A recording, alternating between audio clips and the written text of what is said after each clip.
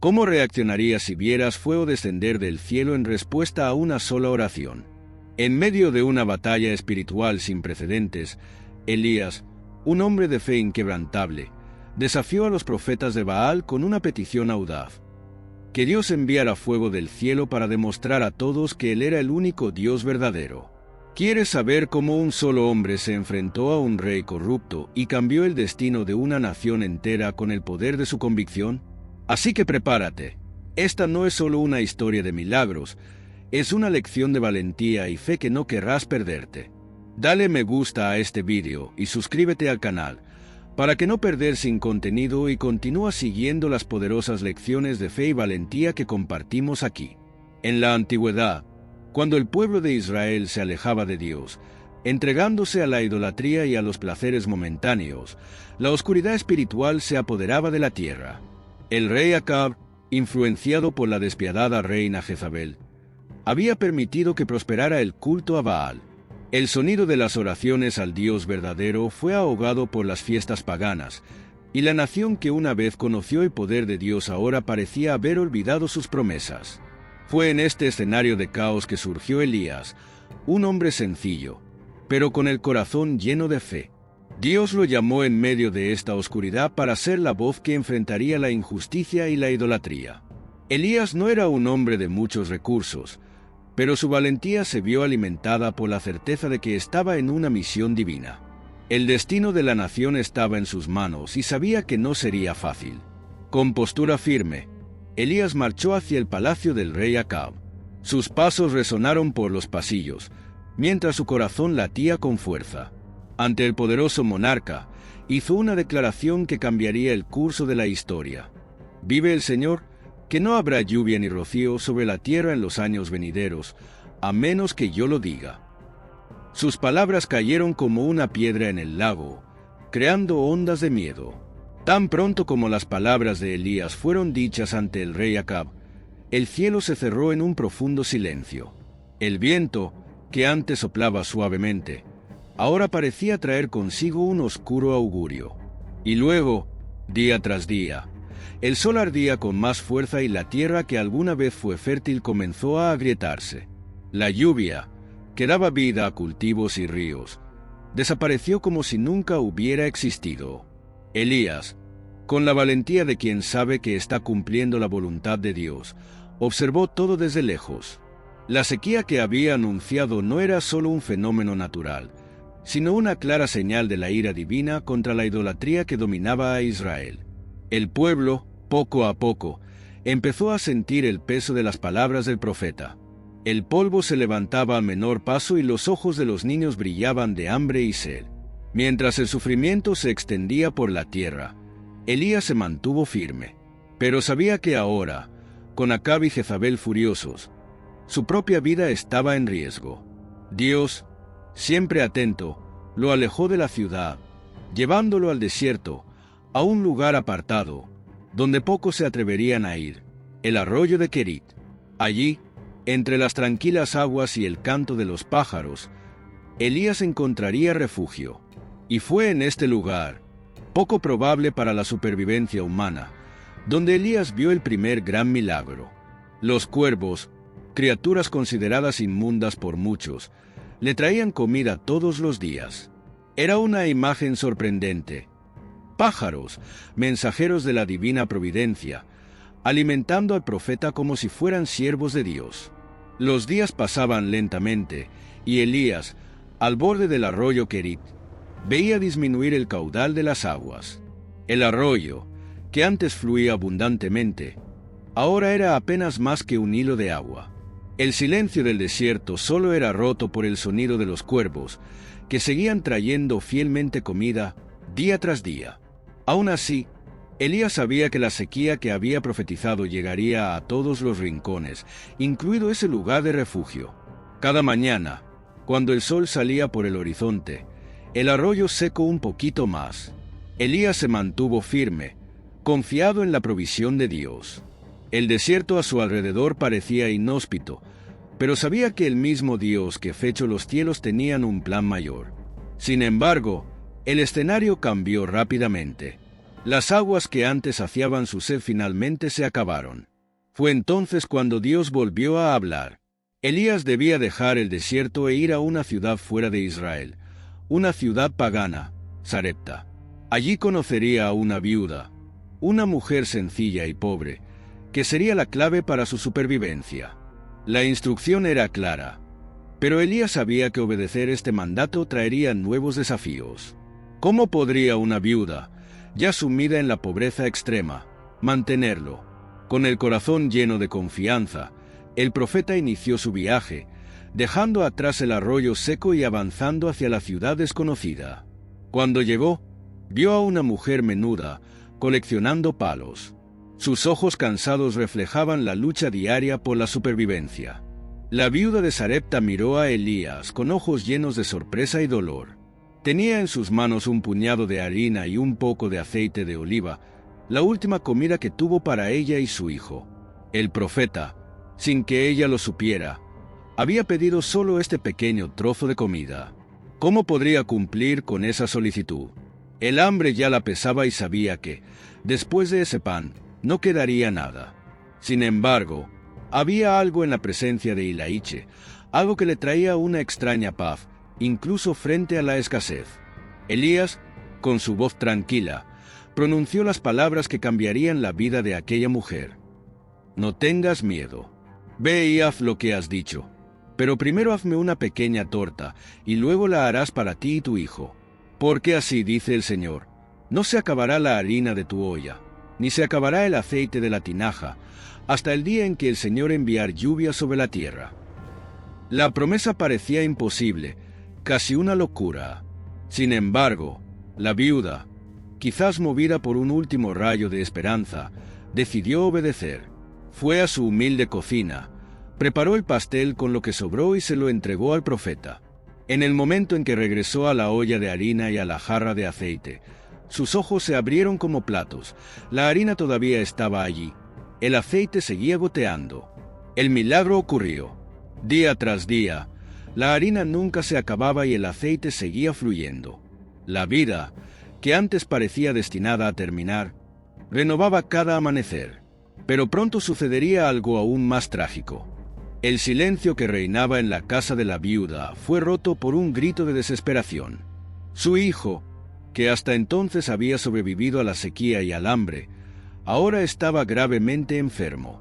Cada día que pasaba, su respiración se hacía más débil, su piel más pálida y su fuerza, que antes parecía inquebrantable, ahora desaparecía como arena que se deslizaba entre sus dedos. Su madre lo miró impotente, con los ojos inundados de lágrimas. Elías, que había sido testigo de tantos milagros, vio el sufrimiento de aquella mujer como si fuera suyo. Pero la tragedia no quedó ahí. El niño exhaló su último suspiro y el sonido del corazón de la viuda rompiéndose pareció resonar por toda la casa. Ella, en su dolor, se volvió hacia Elías, con una mezcla de tristeza y ira. ¿Qué te he hecho, hombre de Dios? Has venido aquí para recordarme mi pecado y hacer morir a mi hijo. Elías, profundamente conmovido, no se dejó vencer por el dolor.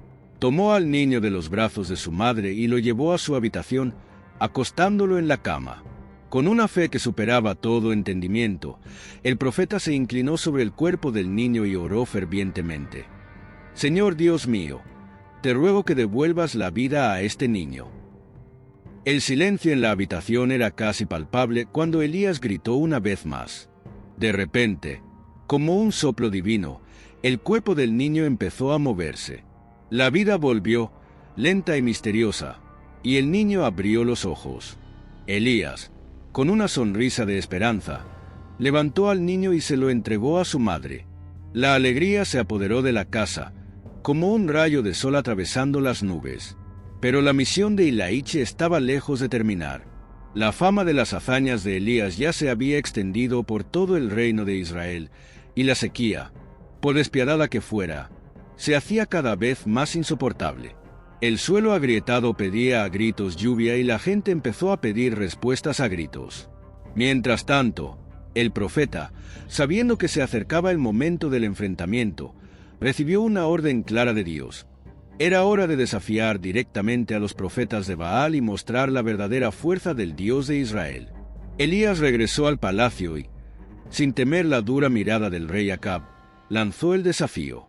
En el monte Carmelo, delante de todo el pueblo, se decidiría quién era el Dios verdadero. Acab, movido por su orgullo y confianza en los 450 profetas de Baal, aceptó.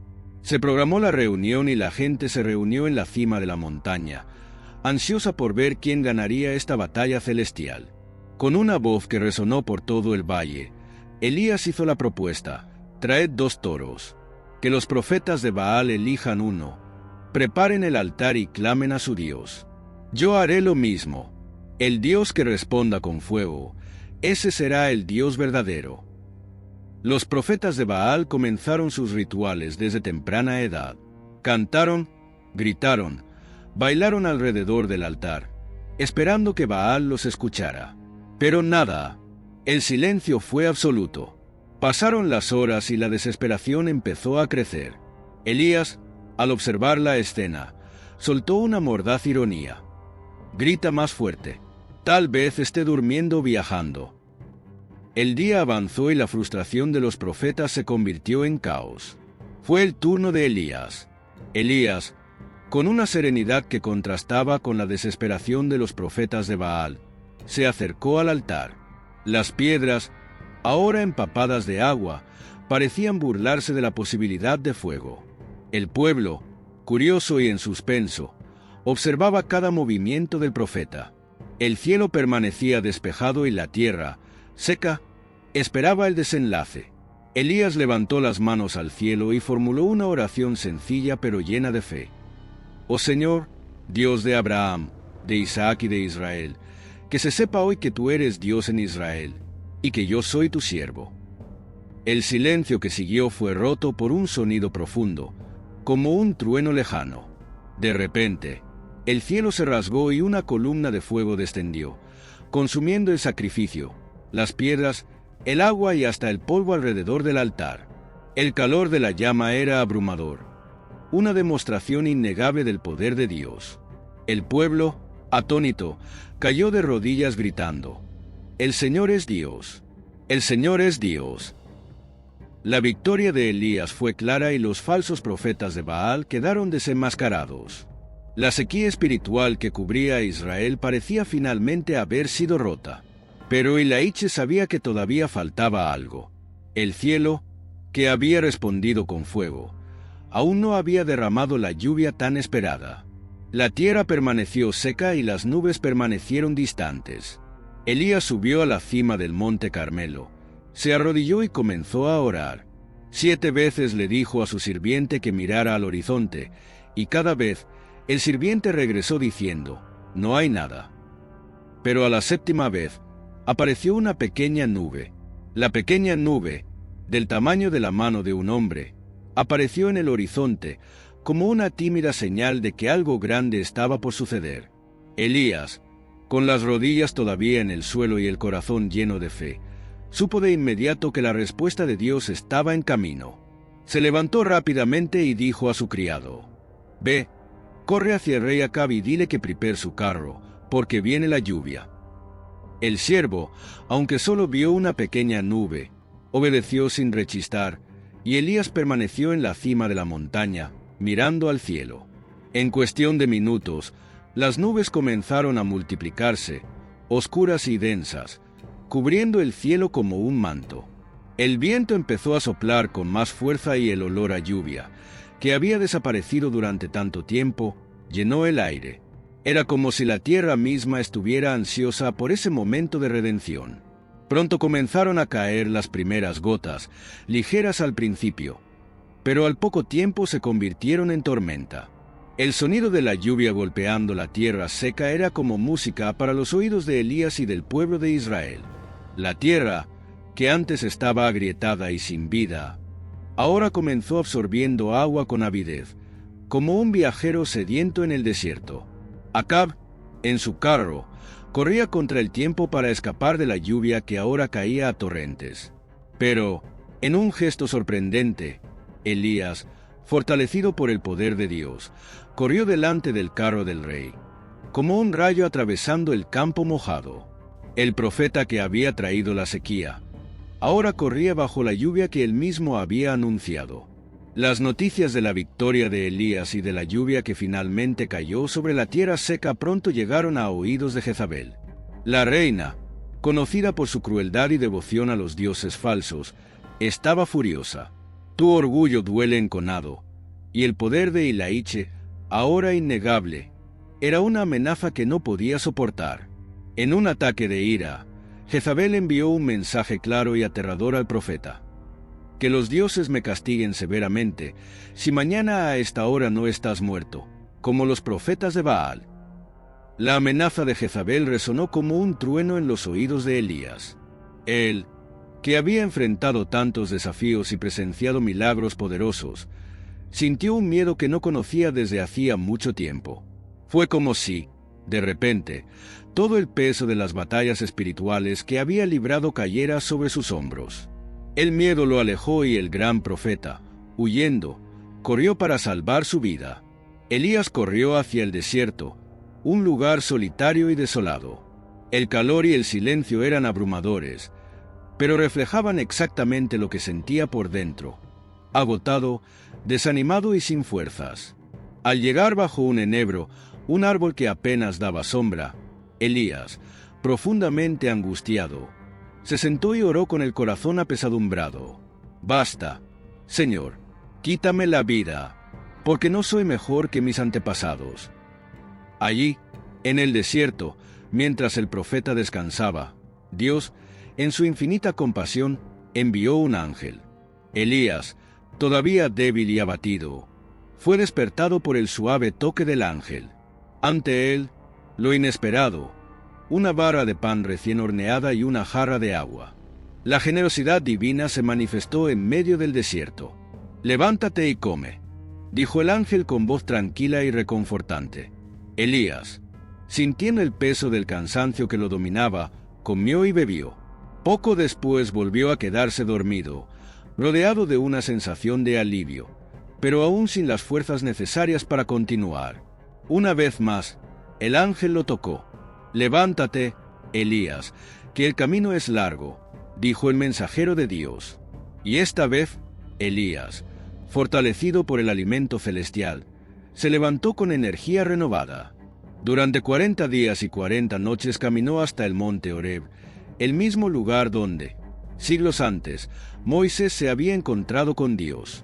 Cada paso lo sentí como una preparación para algo más grande, un viaje no solo físico sino espiritual. Al llegar a la cueva del monte Horeb, Elías, ya solo, escuchó la voz de Dios. «¿Qué haces aquí, Elías?» El profeta, con el corazón apesadumbrado, respondió: «He tenido mucho celo por el Señor, Dios de los ejércitos, pero los israelitas rechazaron tu alianza, derribaron tus altares y mataron a tus profetas. Solo yo sobreviví, y ahora quieren tomar mi vida». Dios, sin embargo, no respondió de inmediato. En cambio, Elías recibió instrucciones de salir de la cueva y esperar a que apareciera el Señor. Un viento fuerte e impetuoso azotó las montañas, seguido de un terremoto y un intenso incendio. Sin embargo, Dios no estuvo en ninguno de estos grandes eventos. Cuando cesó el viento violento, cuando la tierra dejó de temblar y se apagó el fuego, el silencio se apoderó del monte Horeb. Y fue en ese silencio que Ilaiche escuchó algo que nunca esperó: un suave susurro. No era un sonido aterrador, ni poderoso como el fuego o el viento, sino algo íntimo, casi como si el corazón mismo de Dios estuviera hablando directamente al corazón de Elías. Al escuchar ese susurro, Elías se cubrió el rostro con su manto y salió de la cueva. El poder de Dios no estaba en las manifestaciones dramáticas que habían sacudido las montañas, sino en ese susurro que revelaba la cercanía y la gentileza del Señor. Y nuevamente, Dios preguntó: «¿Qué haces aquí, Elías?» Con la voz aún llena de tristeza, Elías repitió su denuncia. Se sentía solo, abandonado, creyendo que todo el pueblo de Israel se había extraviado. que todos los altares de Dios habían sido destruidos y que él, el último de los profetas, estaba a punto de ser eliminado. Pero Dios, en su sabiduría, reveló algo más grande. Le ordenó a Elías que regresara, pero que no siguiera luchando solo. Había llegado el momento de pasar el testigo. Ungir a Hazael como rey sobre Siria, a Jehú como rey sobre Israel, y a Eliseo hijo de Safac como su sucesor. Y así, el corazón cansado de Elías encontró una nueva misión. No estaba solo como pensaba. Dios todavía tenía un remanente fiel en Israel, 7,000 que no se habían inclinado ante Baal. Elías, ahora con su misión renovada, siguió las instrucciones de Dios. Encontró a Eliseo, un joven sencillo que estaba trabajando en el campo, arando la tierra con 12 yuntas de bueyes. El profeta, sin decir palabra, se acercó y arrojó su manto sobre Eliseo, gesto que simbolizaba la transferencia de llamado y responsabilidad. Eliseo, sin dudarlo, dejó todo atrás, su familia, su tierra, su antigua vida y siguió a Elías. Allí comenzó el camino del discípulo y juntos testificaría el poder de Dios en formas que Eliseo nunca podría imaginar. Mientras tanto, el destino de Acab y Jezabel, los crueles gobernantes de Israel, se acercaba rápidamente. El episodio de viñedo de Nabot marcaría el comienzo de su caída. Nabot, un hombre justo, era dueño de una pequeña viña que el rey Acab codiciaba. Cuando Nabot se negó a venderla, Jezabel ideó un complot diabólico, lo que provocó que lo acusaran injustamente y lo mataran, lo que permitió a Acab tomar posesión de la tierra. Elías, siempre la voz de la justicia divina, fue enviado a confrontar a Acab una vez más. El mensaje de Dios fue claro y claro.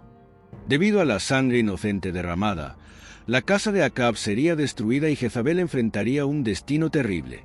La ironía de la situación era inevitable. Aquellos que habían usado su poder para el mal serían derrocados por ese mismo poder. Y así se cumplió la profecía de Elías. Se hizo justicia divina, mostrando que incluso cuando el mal parece triunfar, nunca escapa a la mirada de Dios. Elías, habiendo cumplido su misión en la tierra, caminó hacia el final de su viaje. Pero a diferencia de otros hombres, el fin de Elías no sería la muerte. Dios había preparado algo extraordinario. Un día, mientras caminaba con Eliseo, sin previo aviso, el cielo se abrió. Un carro de fuego, tirado por caballos en llamas, descendió rápidamente. Antes de que Eliseo pudiera reaccionar, Elías fue atrapado en un torbellino y elevado al cielo ante sus ojos. El joven discípulo, asombrado, gritó: «Padre mío, mi padre, el carro de Israel y su gente de a caballo». Y así, Elías fue llevado, pero su legado permaneció. El manto que había caído de Elías fue recogido por Eliseo, señal de que la obra de Dios continuaría. No fue el final, sino un nuevo comienzo. Eliseo, ahora revestido del espíritu de su maestro, seguiría el camino que había tomado Elías, con la misma fe y valentía. La vida de Elías nos enseña una poderosa lección. No importa cuán solos o desafiados nos sintamos, cuando estamos al servicio de Dios, nunca estamos verdaderamente solos. Elías enfrentó reyes, multitudes de falsos profetas e incluso la desesperación de su propia alma, pero en cada momento crítico, Dios estuvo a su lado, a veces con un fuego poderoso, a veces con un suave susurro. Como Elías, estamos llamados a confiar, incluso cuando todo a nuestro alrededor parece desmoronarse. A veces el mundo puede parecer seco y sin esperanza, pero si escuchamos el susurro de Dios y obedecemos, pueden ocurrir milagros, la lluvia puede regresar y la vida puede florecer donde antes había desierto. Si te gustó la historia de Elías y quieres seguir siguiendo otras historias de fe y superación, no olvides darle me gusta a este video y compartirlo con tus seres queridos. Y por supuesto, suscríbete al canal para no perderte ningún contenido nuevo.